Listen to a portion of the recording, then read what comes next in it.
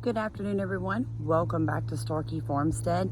So let's talk about aminopyralids. Now, I'm hearing a lot of people tell me that they are afraid to use things like hay. Well, obviously, my entire quarter acre is literally heavy mulched in what I call trash hay. Now, why are they afraid of using hay and straw and manure and compost?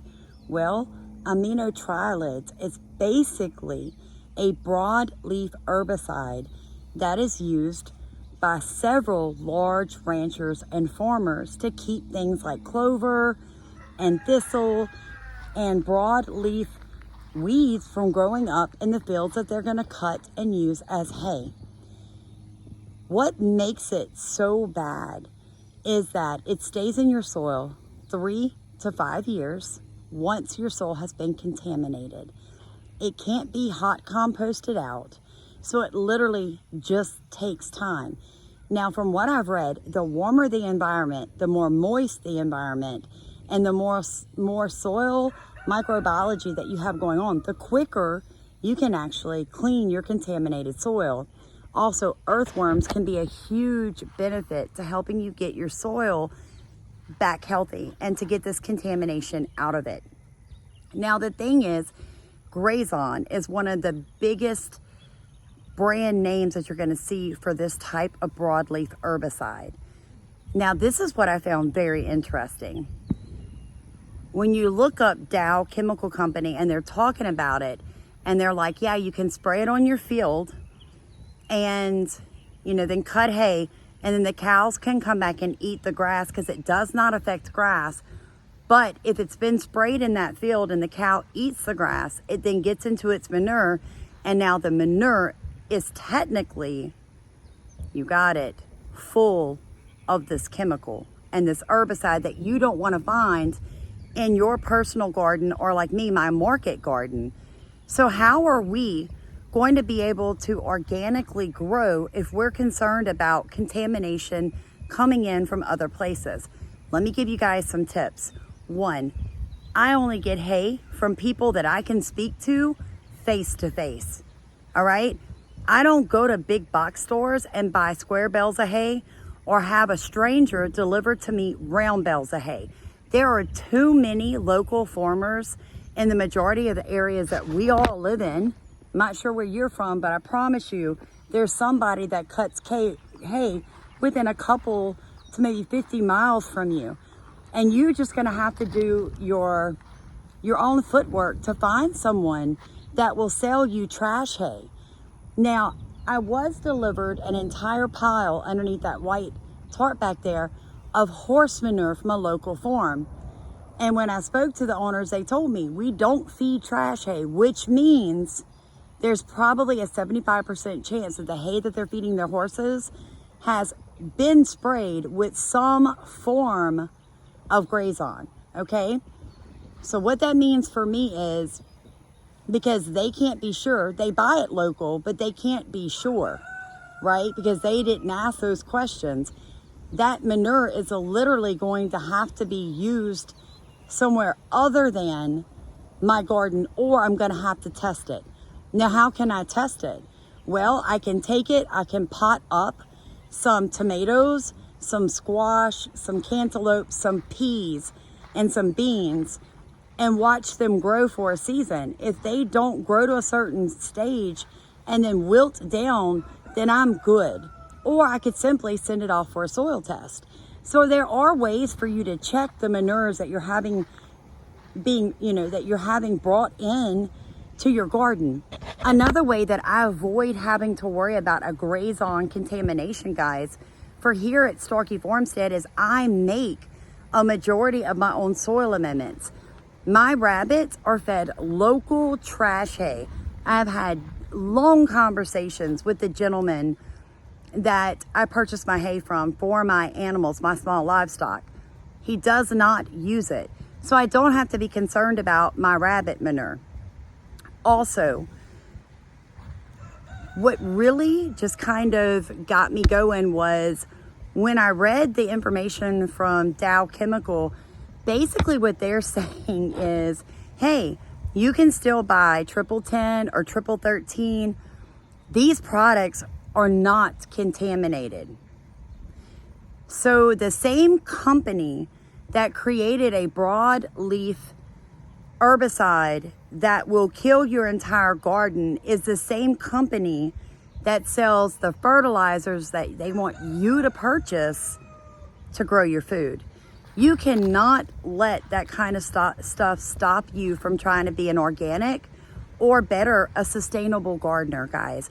But you are gonna have to do your research. You are gonna have to be an informed consumer. You need to start sustainable loop systems. Create worm castings, right? Get you some red wigglers. Learn how to do it. We have plenty of videos on it. We even offer classes on our forum. In fact, we have partnered up with Abshire Acres, and we'll be going there June 3rd to do an amazing class for worm forming. And you can find that information on our Facebook page as well as the flyer in our YouTube. So what I'm trying to tell you is there are people like us that will help you learn to create your own fertilizers, your own foliar sprays, and we will talk to you about using manure, because I'm going to be very honest with you. You have to add some nutrients, some organic matter back to your garden. If you don't want to use chemical fertilizers from the same company that created this now herbicide issue, where so many people now don't feel safe mulching with straw and hay, compost and manure, that same company that created that herbicide wants to sell you its products to grow your food. Now, me personally, I have a real problem with that. A real problem with that. You made billions off of a product that stops organic and small home gardeners, and even larger, like more and more large farms are getting into this no-till sustainable farming. You created a product that contaminated the four main things that we use as mulch and fertilizer: manure, hay, straw, and compost. Now, do I think it was an accident? No. They knew that cows and horses, goats and sheep would eat the grass that had residue, and that it would stay in the manure, and then it would contaminate the soil. I really believe that they knew that through their testing, but they still put the product on the market with a teeny tiny warning where 90% of people were going to ignore it. And it took years for that information to come down to the small farmers and gardeners and the home gardeners like you and I. So what I'm trying to tell you is, if you're wanting a manure source and you're really wanting to make sure that it's not contaminated, you need rabbit. Rabbit manure is higher in NPK than any other manure out there. It beats horse, it beats goat, it beats cow, it beats sheep, it even beats chicken. Rabbits are easy to raise. They're wonderful. If you don't want them for meat, I understand. But they literally can be like almost like a pet. Their manure is easy to catch. Guys, you can't beat their urine. I've done so many videos on it, and I highly encourage you all to catch their urine and use it as a nitrogen fertilizer as well as a pest deterrent. Guys, we can do this. Do not let the GRAZON scare stop you from heavy mulching your gardens. Whether or not you believe in climate change, one thing for sure, it doesn't rain as, I don't want to say it doesn't rain on schedule like it used to, but it doesn't rain as normally as it used to. We've gone like 7 days now with no rain here in Southeast Louisiana in May. That's really unheard of. And then what we'll get is torrential downpours. So your garden's going with no rain to a ton of rain all at one time. And if you've got bare earth soil going on in your gardens, now you're going to have a ton of runoff. You're going to lose your topsoil. You're going to have tremendous mud puddles. Your plants are going to drown. What straw and hay actually does is slow that water down, give it time to actually enter the soil without removing the topsoil and getting to your roots. But it also will hold on to a lot of the water so your plants aren't literally drowning. So it's so important, because hay and straw and compost and manure is going to break down and add that organic matter back to your soil that you desperately need.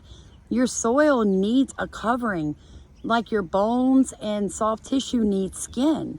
You can't just have bare soil. It kills all the microbiology underneath it, guys. So basically what they've done is scare us all to death and tell us, hey, you can buy our products to garden. They're not going to be contaminated. Well, not with GRAZON, but what else might be in your product? Because I don't believe a multi-billion-dollar company did not know that this issue was going to occur with the GRAZON.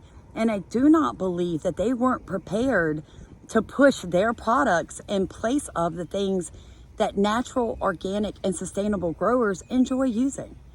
So ways that you can still garden, like we garden here at Starkey Farmstead, without being afraid. Find a local person that bales hay. Talk to them extensively. Get to know them. Ask them what they use. They're not going to lie to you. Now, the gentleman I was listening to from Deep South, he said that most of the ranchers that he spoke to said we all spray it. Well, maybe that's different where he's from, but here in Southeast Louisiana, I have not met one person that sells hay that has actually been like, yeah, we use GRAZON. Every one of them has said the same thing to me. No, I don't spray all that because it costs too much. It cuts into my profit, and now I'm not going to make any money. Now, I'm not looking for horse hay or a specific type of hay. So maybe that's the difference. Also, raise your own rabbits. If you can't do that, and rabbits are very quiet, very easy to contain. If you cannot raise your own rabbits, find someone like us that does not feed box store hay, that does not use antibiotics in our waterers, and does not worm our rabbits every month. You need to talk to the people you're purchasing your manure from, okay? Again, the compost issue. Guys, I have so many videos out there on how to compost in your chicken coop. It's so very easy, and it doesn't take a lot of effort from you. I know what I'm feeding my chickens. My yard is not sprayed with any herbicides, any pesticides. I don't even use ant poison. So I put all of that into my chicken coop, and those ladies go crazy. They get busy, and then I have this amazing compost that I've made for free and very easy to put back into my garden to feed my soil, which then feeds my plants. Don't panic. Don't stop using hay and straw as your deep mulch. Don't stop using compost. And for goodness sake, you're better off with manure than those stinking chemical companies' products, guys. You really are. This is our second year doing the no-till. The garden is coming along beautifully. Do my plants look like they're on steroids? No. And the difference is I'm not chemically feeding them what everybody else is, but they sure aren't hurting, okay? They're producing beautifully. And the one thing that I know in my heart is that my products are 100% organic. I can sell this to somebody whose child is having behavior problems, and they come back and tell me, wow, Sam, my kid is really settling down. I sell to pregnant women because they don't want toxic chemicals floating in the amniotic fluid around their baby that's forming in their womb. I sell these vegetables and donate them to people who have cancer, because why do they need more chemicals when they're already fighting for their life? You can grow without store-bought products. You can safely use hay, straw, compost, and manure in your garden, but you had better do your research. If you're purchasing it because you were unable to make it or grow it on your own, then you have a working relationship with whomever you're purchasing from. That is your responsibility. So don't go get freaked out and be like, oh, I can't use hay or straw, and I can't purchase compost and manure. Guys, if you're purchasing black cow manure because it's cheap from the big box store, expect that there are toxins and contamination in it, okay? That's what happens. Cheap is not always better. I hope that this helps you guys. I hope that it just relieves some of the fears. I hope it gives you some ideas. I hope that it gets you thinking about supporting us smaller farmers and producers who are doing our best to give you a top-notch product, even if it does cost a little bit more. It's well worth it when you go to bed at night, knowing that everything growing in your garden is organic, sustainably sourced, and that you're supporting a small business. So you guys have a blessed day. Get out there, get something planted, get your garden heavy mulched. Find you somebody near you raising cattle. Stop and have a conversation. Americans and the world over, we used to be great at conversing. So thank you for rowing in our boat. Thank you for letting us row in yours. Please like, comment, and subscribe. Ring that notification bell, guys, so you know when we're putting out a new video. So you guys have a blessed day. Thank you for watching Starkey Farmstead.